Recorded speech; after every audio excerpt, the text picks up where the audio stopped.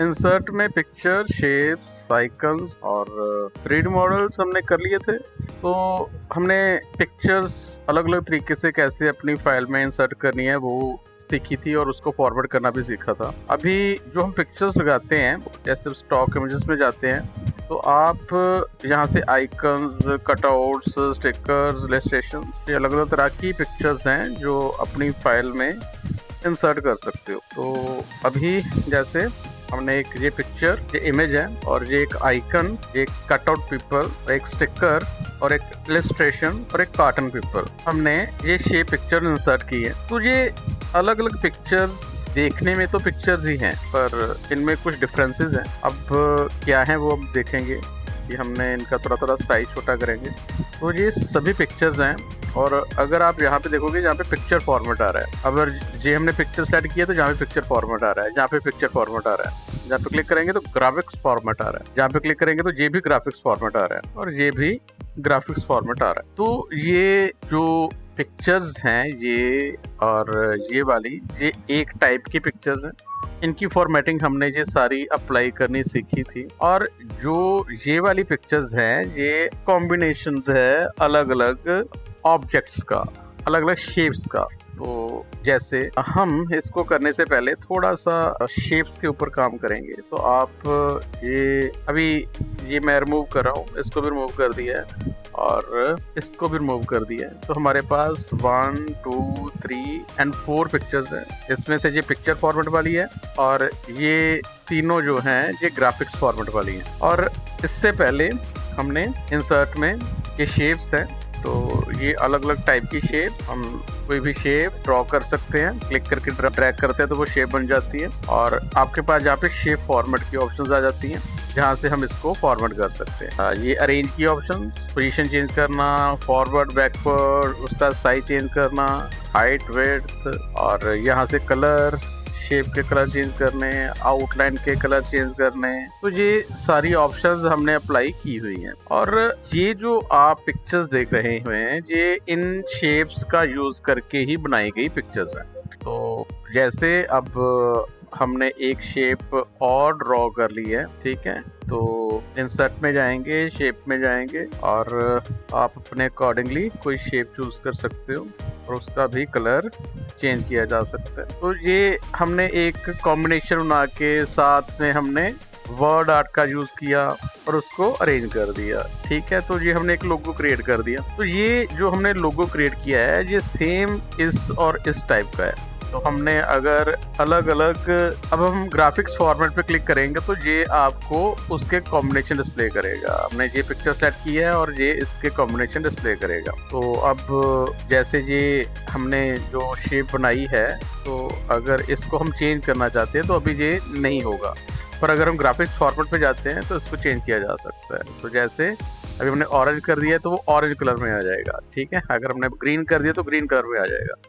और आउटलाइन है, अगर आप इसकी आउटलाइन चेंज करना चाहते हो तो ये साथ में उसकी आउटलाइन भी अप्लाई कर देगा, क्योंकि ये शेप है। जैसे हमने इस शेप को चेंज करते हैं वैसे ही इस शेप को चेंज करके आप इस आइकन को चेंज कर सकते हो, ठीक है। तो ये उसके कलर हैं, आउटलाइन है, इसको शेडोज दी जा सकती हैं और ये जो प्री बिल्ट स्टाइल्स है ये भी अप्लाई किए जा सकते हैं। और ये वैसे ही अब इसको फॉरवर्ड, बैकवर्ड, ठीक है, क्रॉप करना, वो सब कुछ अप्लाई किया जा सकता है। अभी ये एक ग्राफिक्स है, ठीक है, जो हमने बनाया हुआ है, ये भी है। और अब ये है, इसको भी हम आप देखेंगे तो ये भी आपको ग्राफिक्स वैसे ही डिस्प्ले कर रहा है। और आप अगर इसका कलर चेंज करते हो तो वो भी चेंज किया जा सकता है, ठीक है। तो हमने अपने अकॉर्डिंगली इसके कलर्स जो हैं वो चेंज कर सकते हैं, आउटलाइन के स्टाइल, ठीक है। अब यहाँ से आप ग्रुप है और अगर इसको अनग्रुप कर दोगे तो ये अनग्रुप हो जाएगा, यस कर देंगे। तो अब ये जो हमने ऑब्जेक्ट बनाया है ये अलग हो जाएगा, ये शेप फॉर्मेट में, ठीक है। अभी ग्राफिक्स फॉर्मेट नहीं है, यहाँ पर शेप फॉर्मेट आ चुका है। और आप अगर देखोगे तो ये अलग हो चुका है, ठीक है, ये अलग हो चुका है, ठीक है, ये अलग हो चुका है। तो हर एक चीज अलग हो चुकी है, ठीक है। तो ये उसका कॉम्बिनेशन है, अलग अलग शेप्स का कॉम्बिनेशन है। तो अगर हम अब चाहते हैं तो इनके अलग अलग के कलर्स भी चेंज कर सकते हैं। अभी ये इसको हम यहाँ से जाके अगर रेड करना चाहते हो तो रेड कर सकते हैं, ठीक है। उसको सेलेक्ट करके तो हम इसको ग्रीन कर सकते हैं। तो अपने अकॉर्डिंगली किसी भी चीज़ का कलर या स्टाइल जैसा भी हम चेंज करना चाहते हैं वो चेंज किया जा सकता है। तो करने के बाद हम उसको फिर से दोबारा सेलेक्ट करके उसको ग्रुप भी कर सकते हैं। और सेम ये भी ग्राफिक्स ही है, आप इसका भी कलर चेंज कर सकते हो। और अब जैसे पूरा ही कलर चेंज हो चुका है, तो अगर आप पूरा नहीं करना चाहते हो तो आप इसको अनग्रुप कर सकते हो। अनग्रुप करके तो अब ये अगर हम ध्यान से देखें तो ये अलग है, ये अलग है, ठीक है। तो आप अलग अलग चीज़ों का अलग अलग कलर जहाँ साइज भी चेंज कर सकते हो, जो भी करना चाहते हो, ठीक है। तो हम सेट करेंगे, सेट करने के बाद ये शेप्स को अप्लाई किया जा सकता है। तो ये हमारी सर्ट में शेप, आइकन, मतलब ये पिक्चर जो है वो अलग अलग टाइप के ऑब्जेक्ट्स का एक कॉम्बिनेशन है। तो आप ये अलग अलग टाइप की पिक्चर्स लगा सकते हो। इसी के बीच में हमारे पास 3D मॉडल्स भी होते हैं। अभी ये एक नई टाइप की पिक्चर्स हैं। तो आप दिस डिवाइस की अगर आपने नेट से डाउनलोड की हुई है तो आपके पास जहाँ पे होगी यहाँ से भी आप उनको यूज कर सकते हो। अभी मेरे पास डाउनलोडेड नहीं है तो हम स्टॉक 3D मॉडल्स भी अप्लाई कर सकते हैं। अभी स्टॉक पे जाएंगे तो आपको जो माइक्रोसॉफ्ट का स्टोर है उसमें ये अलग अलग टाइप के क्लोथिंग, फर्नीचर, ठीक है, टॉयज, आपको इनके 3D मॉडल्स मिल जाते हैं। तो आप अगर मुझे इलेक्ट्रॉनिक्स का चाहिए तो मैंने इलेक्ट्रॉनिक्स के ऊपर क्लिक किया है, तो ये इलेक्ट्रॉनिक्स डिवाइसेस की एक रेंज आ चुकी है। अब मुझे सपोज कर लो कि लैपटॉप चाहिए तो मैंने लैपटॉप को क्लिक कर दिया। जहाँ प्रिंटर चाहिए तो मैंने प्रिंटर के ऊपर भी क्लिक कर दिया और इंसर्ट के ऊपर क्लिक कर दिया। तो ये हमारे पास 2 3D मॉडल जो है वो इंसर्ट हो चुके हैं। अभी ये आप ध्यान से देखोगे तो ये है तो पिक्चर ही है, पर इसमें आप जहाँ पे देखोगे एक रोटेशनल हैंडल है, तो आप इसको रोटेट कर सकते हो, ठीक है। तो ये किसी भी साइड के ऊपर आप रख सकते हो, ठीक है, क्योंकि ये 3D मॉडल है। मुझे ऐसा चाहिए तो मैंने ऐसा रख दिया, ठीक है।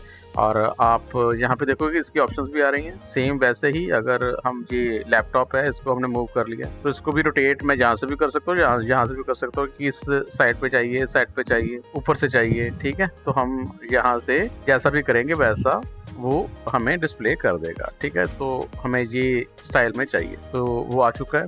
तो ये जैसे वो पीछे है वैसे ही हम फॉरवर्ड कर देंगे तो आगे जाएगा, बैकवर्ड पीछे जा सकते हैं, ठीक है, पोजीशन चेंज कर सकते हैं, ये सब कुछ अप्लाई किया जा सकता है। और जहाँ से रोटेशन हैंडल्स हैं, 3D मॉडल्स फिर से दोबारा अप्लाई कर सकते हैं, या 3D reset to 3D model, ठीक है, वो नॉर्मल सिचुएशन में आप ला सकते हो। ऐसे ये 3D मॉडल्स भी आप अपने डॉक्यूमेंट्स में लगा के अपनी फाइल को थोड़ा अट्रैक्टिव बना सकते हो। पैन जूम है तो आप ये जूम है, यहाँ से जूम इन या जूम आउट भी कर सकते हो, ठीक है। तो वो उतने ही अपने जूम एरिया था उसमें उतना रह जाएगा, ठीक है। आप सेलेक्ट करके 3D मॉडल में जाओगे, जूम एंड पैन पे जाके ये 3D आइकन से उसको जूम इन या जूम आउट कर सकते। तो बेसिकली आपके पास ये अलग अलग टाइप की पिक्चर्स ही हैं, ठीक है। आप 2D पिक्चर्स लगा सकते हो या 3D पिक्चर्स भी लगा सकते हो। और आपके पास एक रेंज है काफ़ी 3D मॉडल्स की, तो आप नेट से अपने भी डाउनलोड कर सकते हो, पर ये आपको ऑनलाइन माइक्रोसॉफ्ट के स्टोर में ही मिल जाते हैं। तो आप जैसा भी 3D चाहते हो, रोबोट्स चाहते हो, तो उसको चूज करोगे और उसके वो अलग अलग स्टाइल्स आपको प्रोवाइड कर देगा। तो आप इंसर्ट कर सकते हो और वो आपके डॉक्यूमेंट में लग जाएगा और आप उसको अपने अकॉर्डिंगली जहाँ पे भी सेट करना चाहते हो वो सेट कर सकते हो। तो ये हमारी ग्राफिक्स की ऑप्शन थी, जो मेनली ग्राफिक्स आप अपनी फाइल में लगा सकते हो और अपने डॉक्यूमेंट को अट्रैक्टिव बना सकते हैं। उसके बाद हमारी इनका यूज़ करके और डॉक्यूमेंट को बेटर कर सकते हैं। पर जो पिक्चर्स हैं, जो 3D मॉडल्स हैं, वो ये सारे हैं जिनको अप्लाई किया जा सकता है। इनको अप्लाई करके देखना।